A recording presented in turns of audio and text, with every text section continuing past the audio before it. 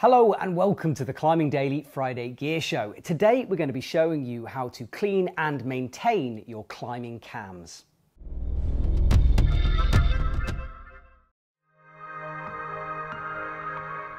Cleaning your cams is a lot like cleaning your car. You start off with really good intentions, but as time goes by, it just gets dirtier and dirtier.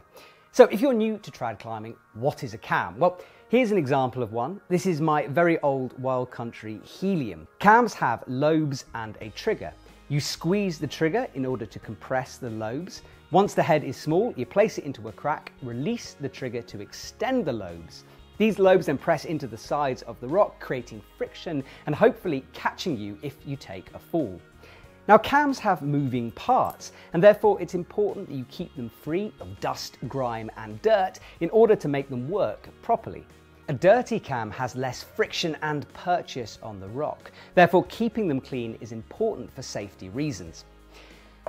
Now, before you even start about cleaning them, you should think about where you store your gear. You want them in a cool, dry place, away from any acids that might affect the slings or the cams themselves.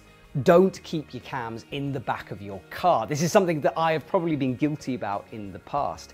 In the back of your car, there's oil, engine coolant, petrol fumes, loads of stuff that can affect them. So stay away from keeping them there.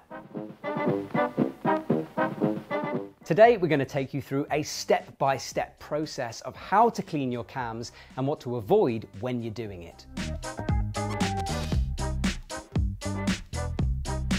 First of all, you need to visually inspect your cams to make sure there's no signs of obvious damage. Open and close the lobes. Check the sling that's attached to your cam, the trigger and the wires. If there's anything that looks damaged or that you're worried about, then consider retiring the cam or sending it back to the brand that you bought it from so they can check it for you. Use a toothbrush to brush away any obvious signs of dirt and dust in the cam itself. Now, you can use a specialist cam cleaning brush for this, but honestly, anything small will do. However, avoid using a bouldering brush. Often this has got residue of chalk in it, and that's just going to add to your dirty cam rather than make things better.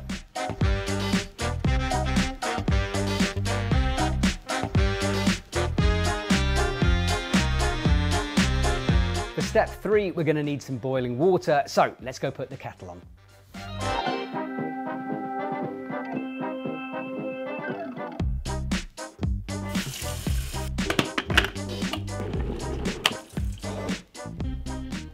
So here's my boiling water. Now we've got to put the cam into the water. You want to place it, swoosh it around a little bit, open up the lobes, but keep the trigger and the stem and the sling away from the water.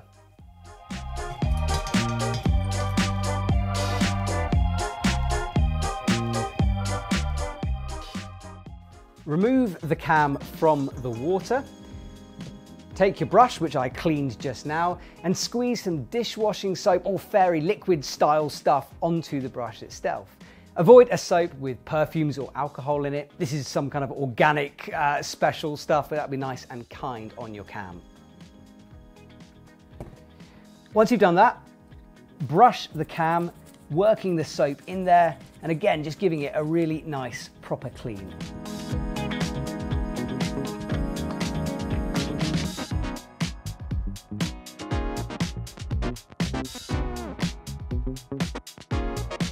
Once your cam is clean, you then need to place it back into the water and get all the soap off your cam.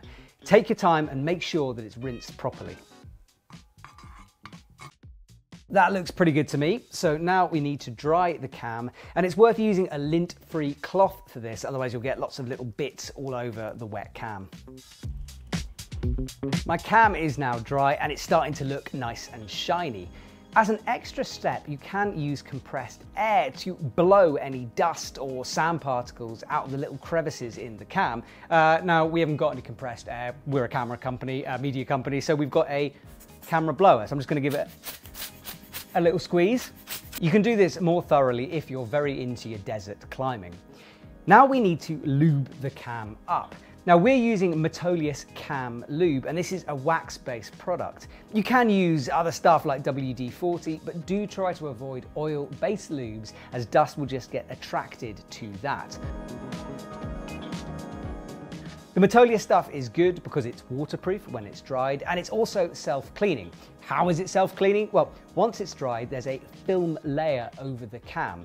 If any dust gets stuck to that film layer breaks away, taking the dust with it. You want to open the cam up and get the lube right into any springs or pivots in the cam, but avoiding the lobes themselves.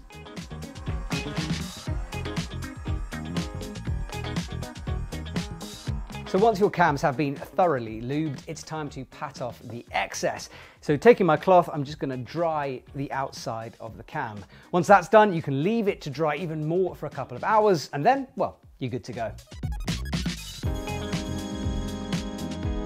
So that's one cam cleaned. It looks better and it feels way smoother than it was before. I've got a few more to go, but I'll sort that out later on. So how often should you be cleaning your cams? Well, it really depends on how hard you use them. If you're out every day, then I'd look at cleaning them maybe once a month. If you don't use them much, well, then you don't need to clean them as often.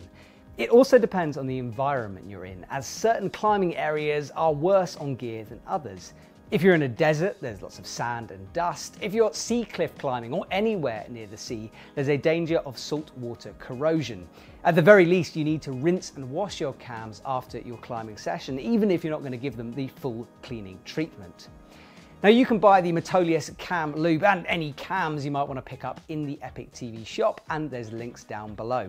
We're going to be doing a few of these cleaning style gear shows over the next couple of months, so make sure you're subscribed so you don't miss a single show. Thanks for watching, and I'll see you soon.